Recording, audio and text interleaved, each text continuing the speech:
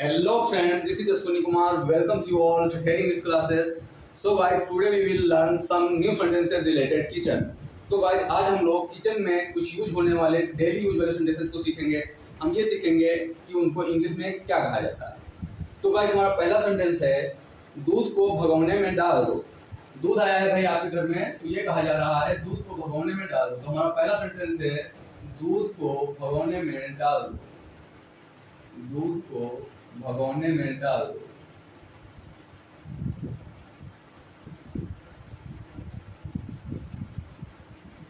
How can we से it in English?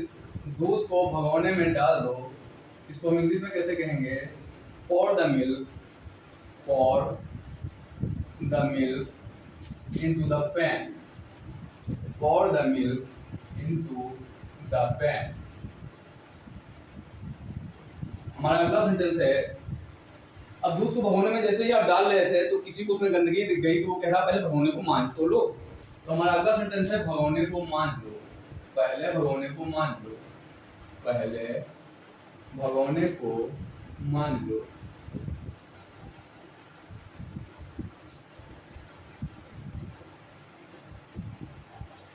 How can we say it in English? Scour the pot। Scour the pot। अब भगोने को आपने मान लिया है, उसमें दूध ले लिया है। अब दूध को हमें गैस पे चढ़ाना है, तो पहले हम बोलेंगे गैस जला दो। सो हमारा अगला सेंटेंस है गैस जला दो। गैस जला दो। इंग्लिश में क्या बोलेंगे इसे guys? Ignite the gas. Ignite the gas. अब गैस आपने जला ली, उसके बाद अब हम लोग भगोने को हीट पे रखेंगे, आंच पे रखेंगे। तो हमारा अगला सेंटेंस है भगोने को आंच पर रख दो। भगोने को आंच पर रख दो।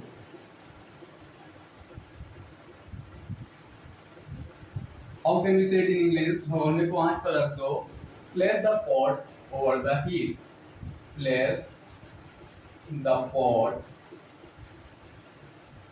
Over heat. अब भगोने को आपने आंच पर रख दिया है, आंच बहुत तेज थी, तो किसी ने कहा भाई आंच को कम कर दो, आंच धीमी कर दो। तो हमारा अगला सेंटेंस है आंच धीमी कर दो।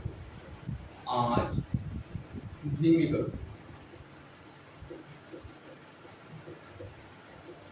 अगर आंच तेज है और आप आंच को धीमी कर रहे हो, या इसको हम ये कह लें कि आंच को मीडियम कर दो। आंच को मीडियम कर दो। आंच मीडियम कर दो। तो जब हम तेज से कम करते हैं या मीडियम करते हैं तो हम लोग बोलेंगे reduce the heat. What we say guys? Reduce the heat. और सपोज अगर आंच बहुत धीरे जल रही है और आपको कहना है आज मीडियम कर दो, तो हम लोग क्या बोलेंगे? Increase the heat. क्या बोलेंगे guys? Increase the heat. Increase the heat. अब अगर हमें केवल ये कहना है कि आंच तेज कर दो, अगर हमें केवल ये कहना है आंच तेज कर दो। आंच तेज कर दो। आंच तेज कर दो। तो आंच तेज कर दो, इसको हम इंग्लिश में कैसे बोलेंगे? Turn up the heat. Turn up the heat. अब भाई आंच बहुत तेज थी, हमारा दूध रखा हुआ है आंच पे, तो दूध बह भी सकता है। बोलो भाई। तो हम ये कहेंगे दूध बह जाएगा। अगला सेंटेंस हमारा है दूध बह जाएगा। दूध बह जाएगा। तो दूध बह जाएगा मतलब अभी बाहर नहीं है, एक संभावना है कि बह सकता है क्योंकि आज तेज है, तो हम यहाँ पे संभावना लगाएंगे द मिल्क में बॉयल ओवर। द मिल्क में बॉयल ओवर। अब अगर हमें ये कहना है कि दूध बह रहा है, तो गाइस हमारा अगला सेंटेंस है दूध बह रहा है। दूध बह रहा है। इसकी इंग्लिश क्या होगी? The milk is boiling over. The milk is boiling over. अब अगर हमें ये कहना है कि दूध को धीमी आंच पर उबालो, दूध को धीमी आंच पर उबालो, उसको इंग्लिश में कैसे कहेंगे गाइस? दूध को धीमी आंच पर उबालो।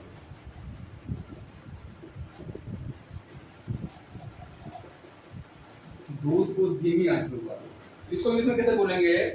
Boil the milk, boil the milk over low heat, over low heat, boil the milk over low heat. अब दूध आप उबाल लेते धीमी आंच पे, तो किसी ने कहा कि भाई इसको चलाते भी रहो। तो अगर हमें लगातार चलाना है, लगातार चलाना है तो हम क्या बोलेंगे? अगर हमें ये कहना है लगातार चलाते रहो, लगातार चलाते रहो, इसको इंग्लिश में कैसे बोलेंगे? Stir constantly, stir constantly. This is stir not stage. अब अगर हमें ये कहना है कि बीच बीच में चलाते रहो भाई, बीच बीच में चलाते रहो, बीच बीच में चलाते रहो,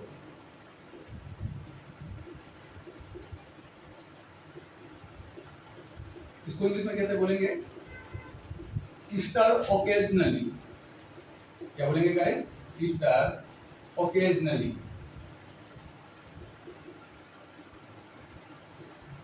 अब आप बीच बीच में दूध को चला तो रहे थे, लेकिन उसके बाद भी भाई दूध आपका फट गया है, ठीक है? तो अगर हमें ये कहना है कि दूध फट गया है, इसको इंग्लिश में कैसे बोलेंगे? दूध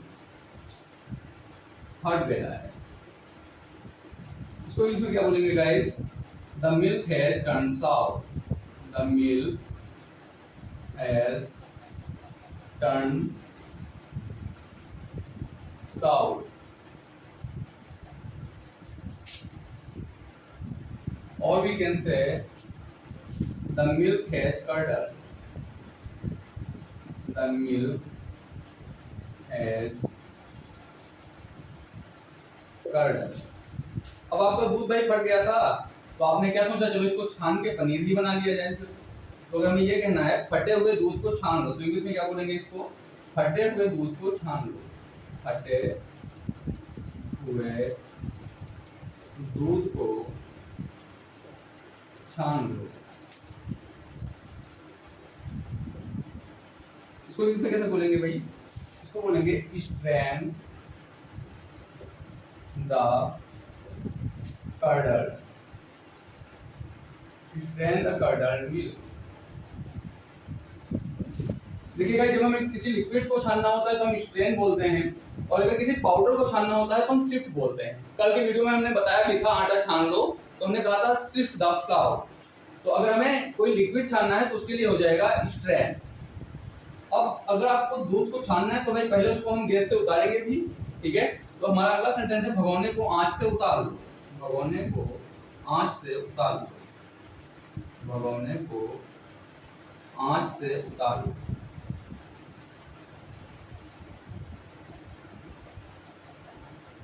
इसको इंग्लिश में कैसे बोलेंगे भाई? इसको बोलेंगे remove the pot, remove the pot from heat, from heat. Okay guys, तो आज की वीडियो में बस इतना ही। मिलेंगे एक नए वीडियो में कुछ नए डेली यूज होने वाले सेंटेंसेस के साथ।